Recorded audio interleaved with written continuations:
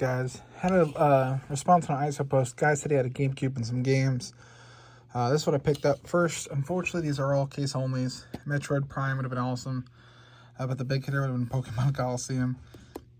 Didn't know these were case onlys, but he only was asking 125. Once I pointed out that majority of the games didn't have their games in them, he took it down to 100. And that's still just a good case alone, but man, that really hurt. Still a good deal, but that one hurt. The games in the middle are missing manual, except for Kirby Air Ride. That's a replacement, like a Hollywood Video, as you can see, disc art, so it's just basically disc only. And the ones on the right are complete, so still not some bad ones. Initially, I didn't look at any of the games. He sent me photos. I seen these games, and he asked 125, and he's like, I'll come pick them up.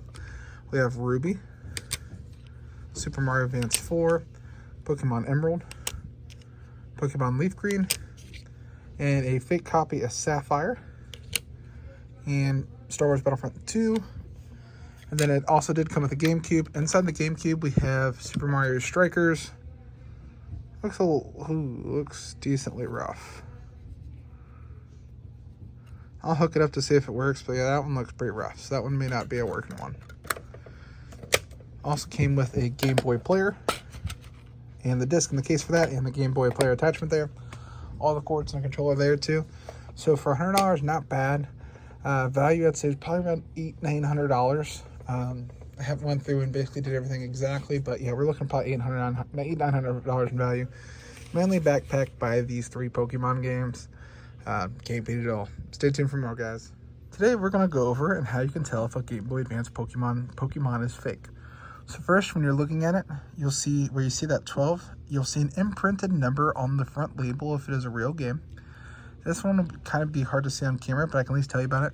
When you flip to the inside, you'll see it stamped. The board will be stamped Nintendo. So you'll look for the number. You see the board stamped Nintendo. And one of the other ways, if you look on the back, you see that little 4 square right there. Once you see that little 4 square like rectangle thing, that's the official board. So that's a quick way to tell if you're looking at a real Pokemon Game Boy Advance game. Alright guys, another Zelda Switch OLED trade. I basically just keep the post up and refresh it, guys, because Best Buy's got a bloody stock, so whenever I make a trade, I just go buy another one. Eventually it's not going to work that way, but hey, for now it is. Got a N64 expansion. Comes with 3 controllers, 1 first party, 2 third party, and a GameCube that I already put over there. All the cords and third party controller, and then this is what came with the game wise. We have Otogi, Myth of Demons, Phantom Dust, Smash Bros on N64, GoldenEye on N64, Pokemon Snap on N64, Maxwell Golden Retriever, Beautiful Fiance. This one, I have never found this one. I've actually came across Sculptor's Cut in a while, but never this.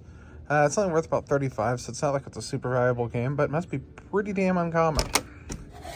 Mario Kart 64,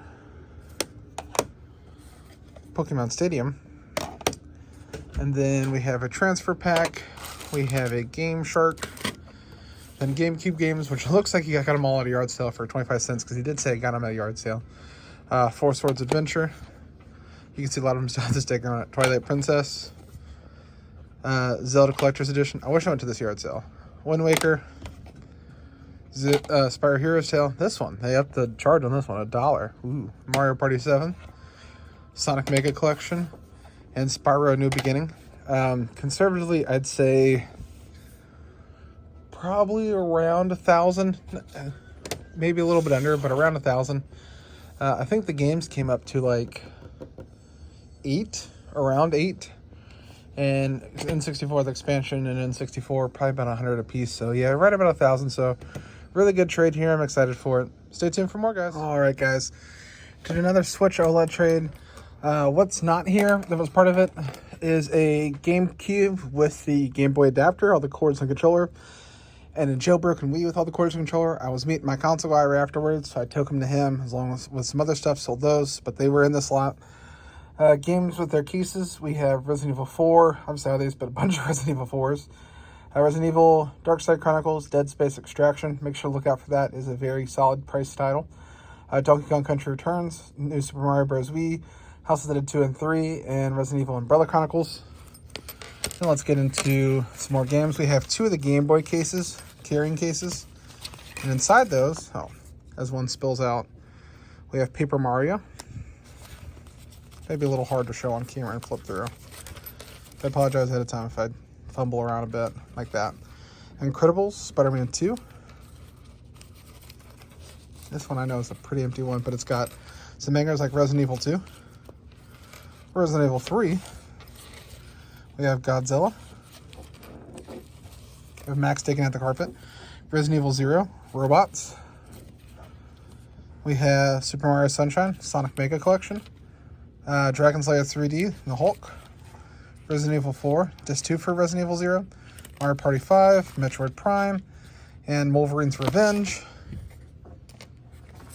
And then some more heat in here. We have Resident Evil 2, Twisted Metal Black, Heart of Darkness, Oddworld Abe's Exodus, Skull Monkeys, Dino Crisis, Devil May Cry 2, Mortal Kombat, Crash 2, Blasto, Pitfall, Silent Hill 4, The Room, Nickelodeon, Movin', Croc 2. We have The Suffering, a random DVD, Land of the Lost. No, it's the complete first season, episodes 1 through 7. iToy Pets, Frogger 2, Code Veronica, Asteroids, and Ghost Hunter.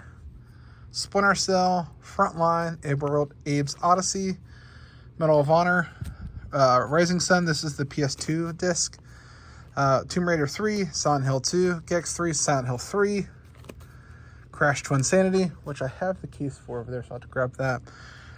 Crash Warped, Crash Wrath of Vortex, Mortal Kombat Deadly Alliance, Return to Castle Wolfenstein, Sly 2, Resident Evil Outbreak, and Resident Evil Dead Aim. When adding it up, I think this came out to a total of like $1,500. And the guy, I asked him if we could make a deal for it all, and he said he's more than happy to do it just for the Switch. He hasn't given this stuff attention in years, and he really wanted the Switch, so it worked out awesome. While I was outstocked at GameStop, got this for $17, and it's worth like $40, something like that. It's complete in good shape. Person I bought something off of a while ago messaged me and said she found 2 games, Rune Factory 3 complete, and then in here is another just loose copy of Rune Factory 3, so it's like a $40 loose game, $50 complete game, so $15 for both, not bad at all. What do you think, Maxwell? That's his opinion. Stay tuned for more, guys.